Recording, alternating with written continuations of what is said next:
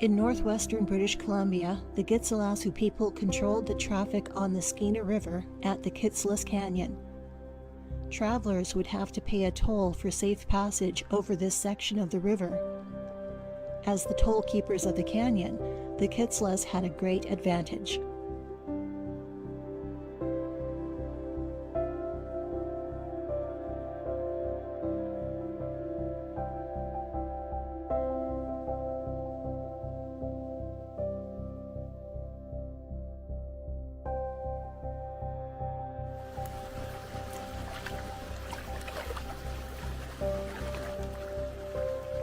That wasn't our only advantageous practice. Archaeological research has recovered an area that holds centuries of soil cultivation, including remains that indicate the use of local resources like fish and controlled burning to create a unique soil composition.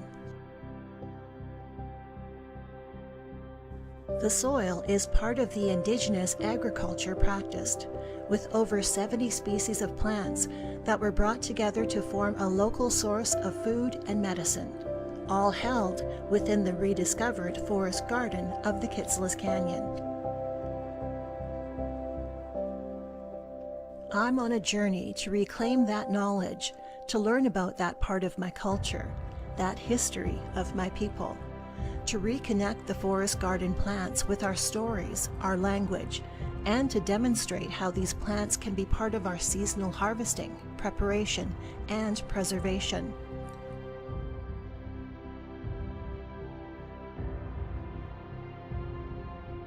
To help bring back a spiritual connection to this special place and our ancestors who created and maintained it for centuries.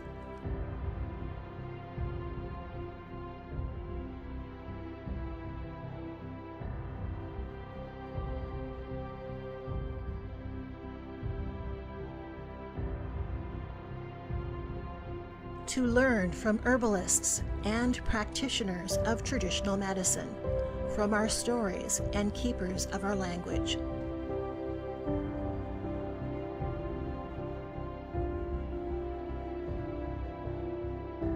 On this episode, I'm learning about one of the species found in the Kitselas Canyon Forest Garden, Steti, stinging nettle. Steti is the Somaliac name for this plant. Somaliac is the language of my people. It is the first name this plant would have known hundreds and hundreds of years ago, prior to contact. But Steti does not translate to nettle. Steti, it stings. You know, that sting nettle, we touch it and it weird. Skin stings. Oh, that one stung me. If got ever tangled in them, you remember.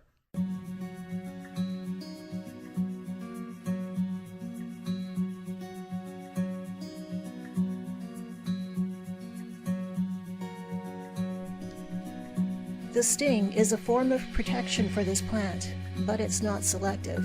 It'll sting anybody. It can be found in fields, along trails, in the brush, and it's not a plant you want to run into.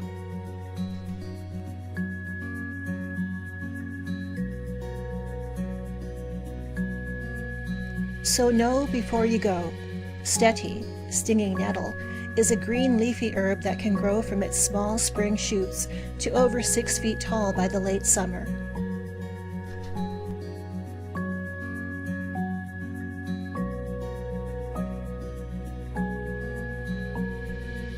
The leaves grow off of a single stalk. The leaves are pointed with serrated edges and are covered with stinging hairs.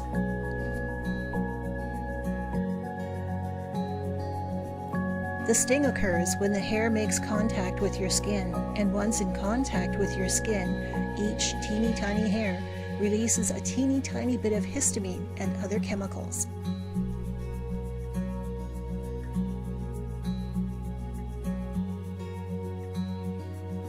It's recommended to wear thick gloves, long sleeve shirts, long pants, and covered shoes when you're harvesting Steti. Keep using gloves when handling the nettles until they are prepared. Steaming, boiling, frying, drying are some of the preparation methods that remove its stinging ability.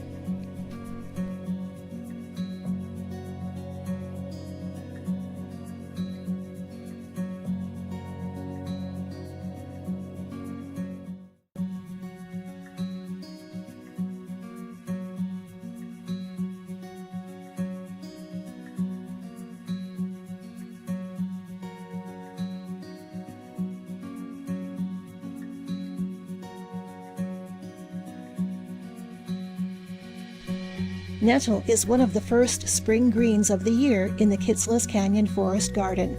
It is located in a number of places, along the trails leading towards the Skeena River and in the forest garden, mingling with several other species of plants. We found a dense collection of Steti along the trails down to the river. This area would have been close to where the longhouses of the village of Kitselas would have been hundreds of years ago. It was an important plant for the Kitselas people because of the high amount of nutrients it provided early in the spring. It's a perennial, meaning it grows back year after year.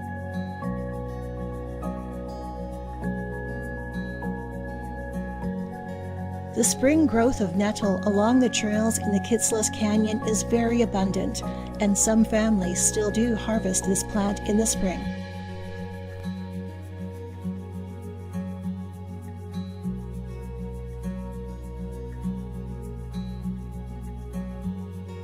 I've always thought nettle was only a spring harvest, but it can be harvested later in the year, including summer. The leaves can be picked and cooked.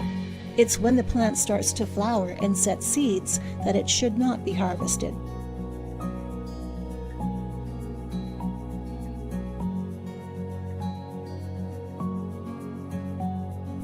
This October, the weather in our region switched from days of drought into a number of fall freshets, soaking the ground, and a second growth of Steti, peeking out from under the older summer stalks.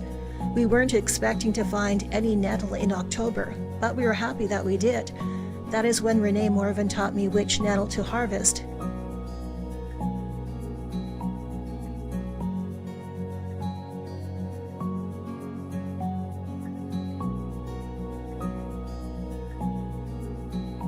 Is it second growth? Oh, okay. So you can harvest it in spring and go bought after the seeds that are on you. After those fall, you can harvest it. Oh, I also want to say that different people have different teachings, and so what I've been taught with the seeds were can be too strong. You can use the seeds, but I don't have knowledge of it.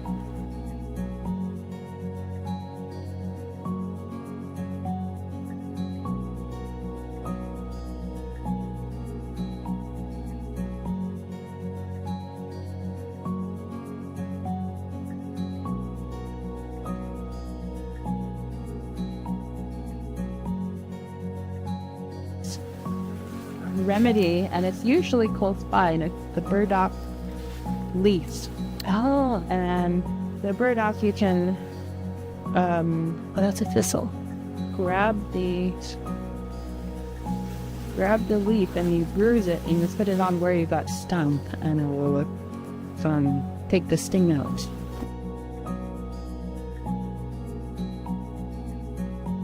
Oh, that one stung me. Yeah, I was just gonna say you should use bulb. Yeah.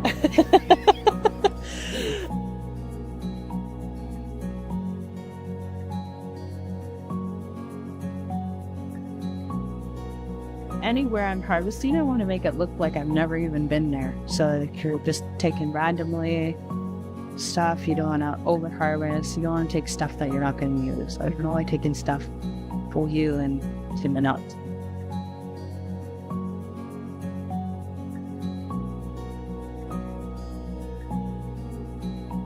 So with the stinging nettle especially, what I've noticed is, giving them little, basically haircuts, it encourages the growth, right? And Yeah. the patches became like super plentiful after.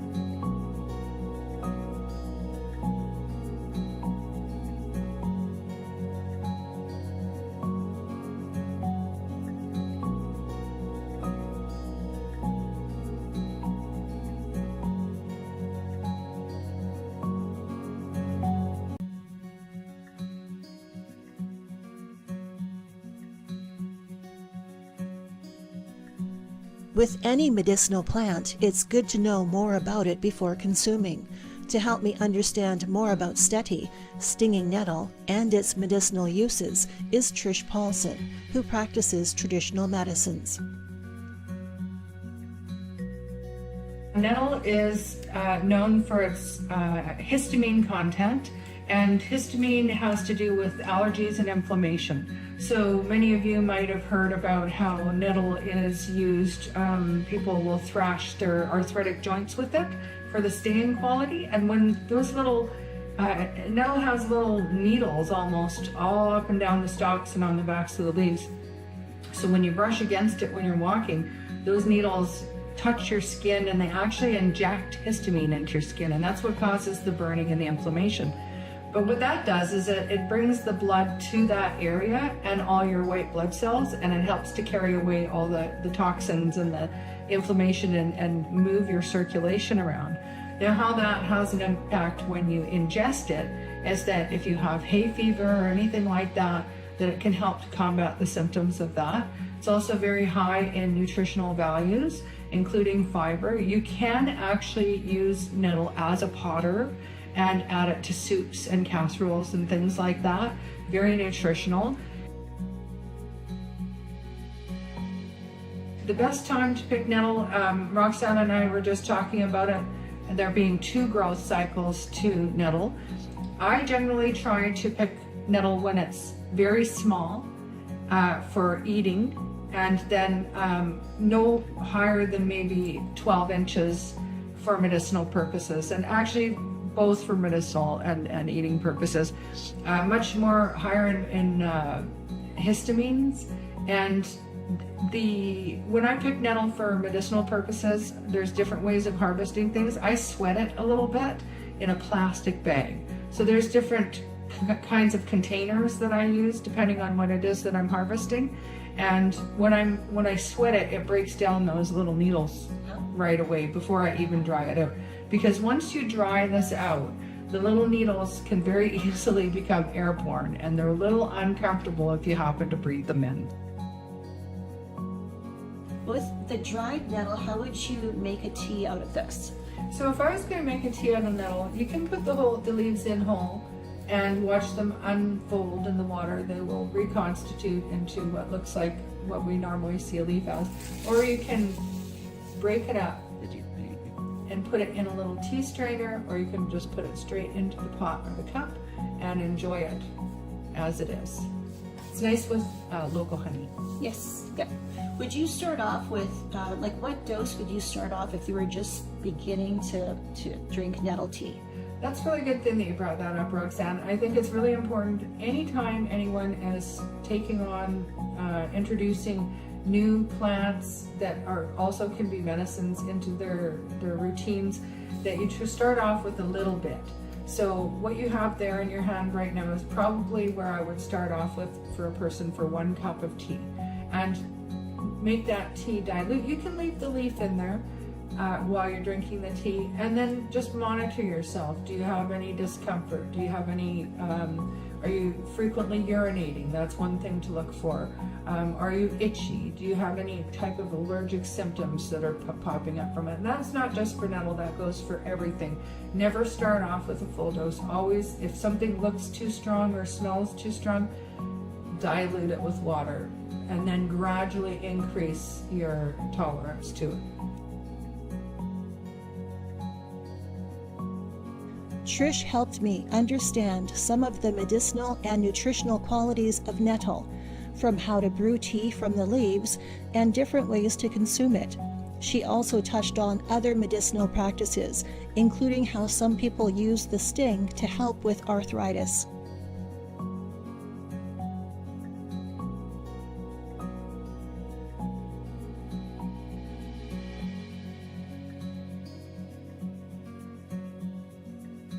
But it is such a versatile plant, and it is not only the leaves that are useful.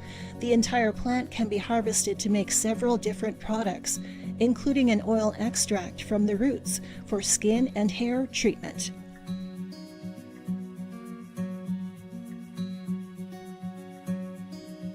In late summer fall, the tall stalks can be harvested, dried, and the bark split and woven to make cord. Paper can also be made from the stalks.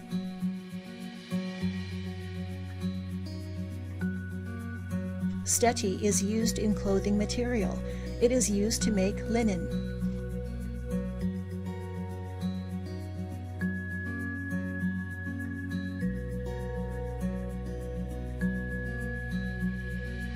It can replace other greens in a recipe. For example, pesto can be made with nettle.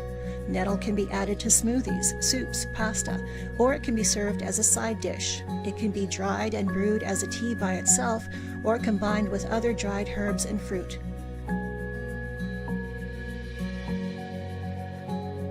Stinging nettle has both traditional and modern uses. Nettle tea is available commercially if you're not able to harvest it.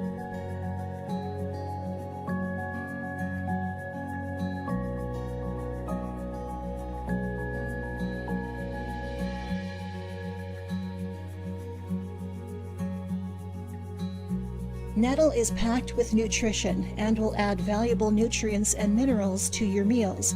It's easy to prepare and preserve.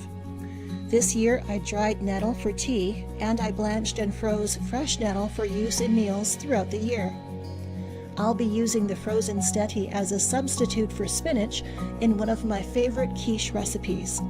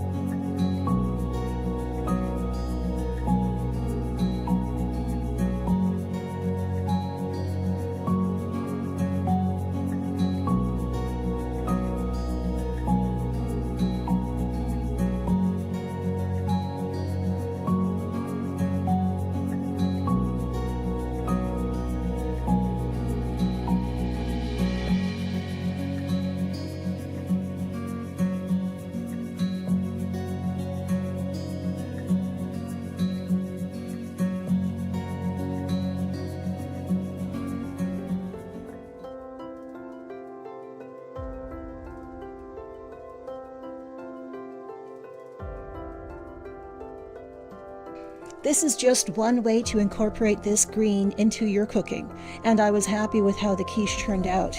It has a bit of a different flavor than spinach, and I think in high quantities, nettle might overpower some dishes, so I'll keep working on it.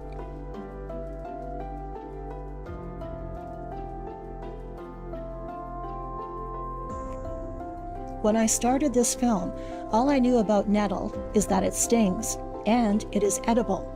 I've learned so much more from my guests, and through research, I've learned how to identify, harvest, and preserve it. I've been able to better reflect on why Steti, stinging nettle, is in the forest garden.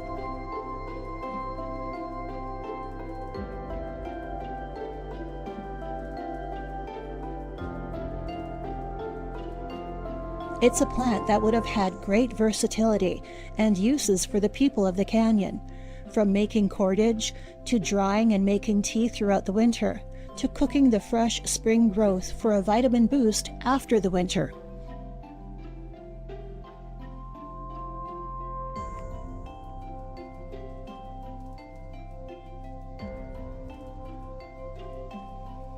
And it appears to be low maintenance and hardy, which I think are both good qualities for food plants.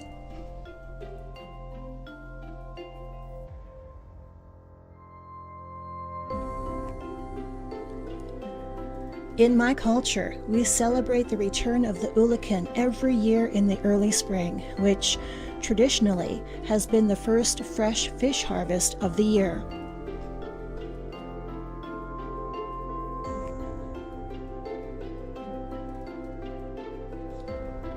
I think Steti had a similar role.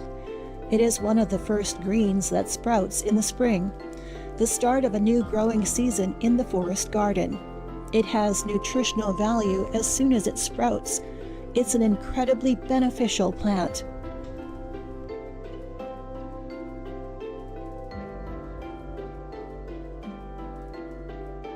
Of course, it would be part of the forest garden and part of our ancestors' lives, each year returning to the people for hundreds of years until the abandonment of the villages 150 years ago. Yet even when the forest garden was untended, it continued to grow, healthy and strong.